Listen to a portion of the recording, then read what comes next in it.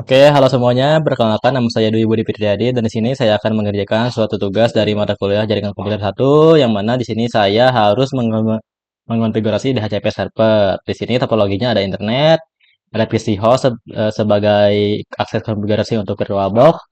Lalu dari VirtualBox ada OS Microtik sama OS client. Nah, di sebuah case-nya di sendiri bisa dibaca ya, namun di sini aturan pengerjaannya yaitu Ether 1 sebagai pusat Ethernet, Ether 2 untuk LAN yang terhubung ke PM OS client, dan di sini syaratnya memakai IP address 192.168.XX50 yang mana XX ini adalah 2 digit NIM terakhir. Oke, tanpa berlama-lama kita langsung saja buka untuk virtual box-nya. Nah, di sini saya sudah menyiapkan Microtik OS dengan Windows 7 sebagai OS client. Nah, pertama-tama kita harus mengonfigurasi settingan networknya di sini. Yang mana di Microtik sendiri di sini networknya saya memakai bridge adapter untuk adapter satu dan adapter 2-nya yaitu internal network. Nah, begitu sekarang yang Windows 7. Kalau untuk Windows 7 itu harus eh, internal network saja dan itu ada di adapter satu. Untuk adapter 2-nya itu dihilangkan. Oke, tanpa berlama-lama kita langsung saja setting untuk Microtik OS-nya ya. Nah, kita start aja untuk Microtiknya.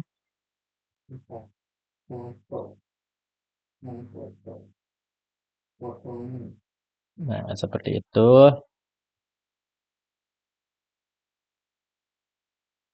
Kita login dulu. Nah, jika sudah seperti ini, kita cek dulu untuk IP address yang kita punya. Gampang saja, tinggal buka terminal, lalu ketik IP config. Nah, yang perlu dicatat adalah ini IP lokal IP 6. Nah, sekarang kita buka Winbox-nya sini. Nah, pastikan untuk connect-nya itu harus sama dengan IP P6 yang ada di IP config dan login sama password ini harus sesuai dengan yang kita ketikkan di Microtik tadi. Langsung saja kita connect dan yap, kita sudah masuk ke dalam Microtik OS-nya yang mana kita aksesnya di Winbox ya.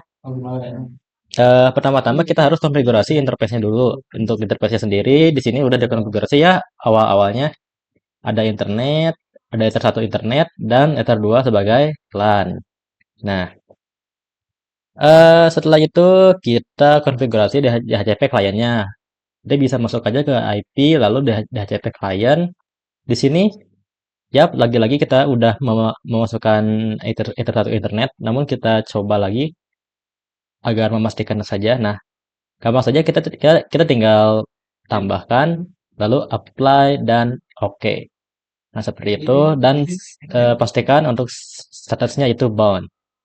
Nah, di sini sudah dimasukkan ya untuk DHCP kliennya. Dan setelah itu kita eh, tes tes aja untuk terminalnya. Kita ping dulu ke IP address Google ya. Nah, oke untuk DHCP kliennya udah bisa ya, udah jalan juga.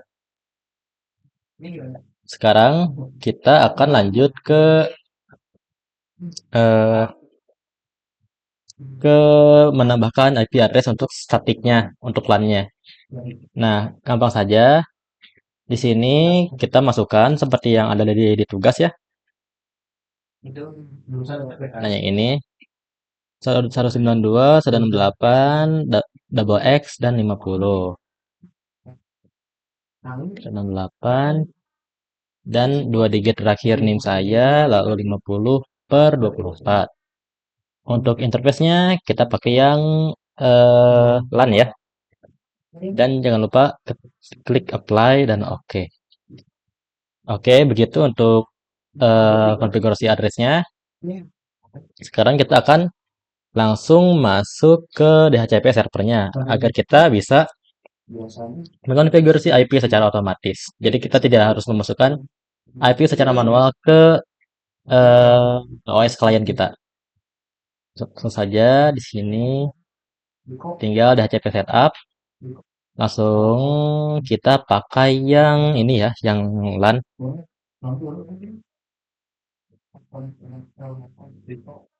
Lalu di sini kita next saja, kita next lagi, dan di sini juga kita next. Ini adalah jangkauan, ini jangkauan IP address kita, diaksesnya sampai ke berapa. Next, lalu send DNS jangan lupa, dan untuk DNS servernya di sini memakai dua ya, yaitu 8888 dan 8844. Dan jangan lupa kita next, dan list time-nya 30 menit saja di sini.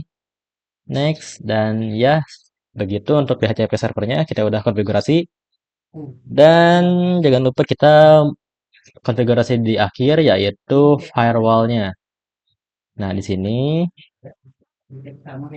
dan karena di sini udah ada kita hapus dulu ya agar kita bisa melihatnya secara dari awal. Nah, cara cara gampangnya di sini klik dulu yang menu NAT tambah lalu ke general untuk chain-nya yaitu src NAT dan out interface-nya kita pakai yang internet Ether 1 ya. Dan action-nya kita pakai yang Mesquare. Nah, seperti itu, apply dan oke. Nah, jika udah seperti itu, kita akan uji di Windows 7 sebagai OS klien kita. Nah, yang kita udah konfigurasi di sini yaitu PC host, VirtualBox, sama OS Mikrotik. Nah, sekarang kita langsung uji di OS klien. Nah,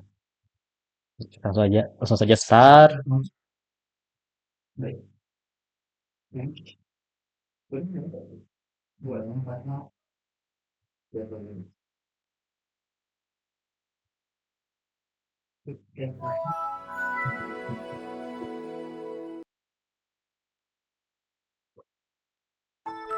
Nah, seperti ini ya tampilannya untuk Windows 7 yang saya install. Baik, kita langsung saja ketikkan ipconfig untuk kita mengecek apakah si IP-nya sendiri udah terhubung dengan IP yang kita buat tadi di DHCP server. Dan sudah ya untuk IP 4-nya. Di sini ada 192, 168, 93, lalu dan 49. Nah, sekarang kita akan coba lagi untuk ping ke IP address Google. Kita ping 8.8.8.8 dan ya sudah berhasil untuk pingnya sendiri ke IP address Google. Setelah itu kita akan coba ping untuk Google-nya ya. Ping google.com. Oke, di sini terlihat bahwa untuk ping sendiri kepada google.com itu sudah berhasil ya. Begitu teman-teman ya untuk konfigurasinya sangat mudah sekali. Nah, sekarang kita akan mengerjakan tugas yang kedua. Nah, yang pertama itu bagaimana proses DHCP, discover, over, request, dan acknowledge, apa fungsi IP pool, apa fungsi firewall NAT, dan keempat yaitu silakan buktikan dan uji coba hasil dari penjelasan di atas. Dan untuk uji cobanya ini sudah ya, sekarang kita coba untuk teorinya. Nah, untuk proses DORA sendiri atau discover, over, request, dan acknowledge yaitu discovernya yaitu tadi dari Windows 7 untuk menjabat pesan broadcast mencari DHCP server. Yang kedua yaitu over, mikrotiknya di sini, dan requestnya itu klien membalas dan meminta secara resmi IP tersebut. Dan yang keempat yaitu acknowledge. Untuk yang terakhir yaitu mikrotik menyetujui dan memberikan IP beserta durasi sewa. Yang mana kita bisa lihat ya di sini di dalam IP DHCP klien. Nah, untuk sewanya itu sehari ya untuk acknowledge-nya. Dan sekarang kita lanjut ke fungsi IP pool. Nah, fungsi IP pool sendiri yaitu kumpulan rentang alamat IP. Jadi Untuk posisi IP pool sendiri itu kita harus membagi IP pool apakah eh, seberapa banyak IP yang bisa dibuat atau dimuat oleh PC klien kita. Seperti yang tadi kita setting di DHCP klien di sini nih. Di sini di DHCP. Oh, sorry, bukan di DHCP klien tapi di DHCP server. Di sini DHCP setup, kita next, next, next. Kita next. Oh, sudah berhasil ya. Kita setup lagi. Nah, di sini select full of IP address. Nah, di sini adalah IP pool di mana kita memberikan akses suatu IP address ke ke PC klien kita. Nah, seperti itu ya. Nah, untuk fungsi firewall NAT-nya sendiri yaitu mentranslasikan IP address dari lokal atau dari lab agar tersamar nih menjadi IP publik dari Ether 1. Seperti itu sehingga komputer mahasiswa bisa mengakses internet dari luar. Dan ya, oke, seperti itu penjelasan dari saya sendiri. Mohon maaf bila ada kesalahan dalam bertutur kata. Sekian sekian sekian dari saya. Terima kasih.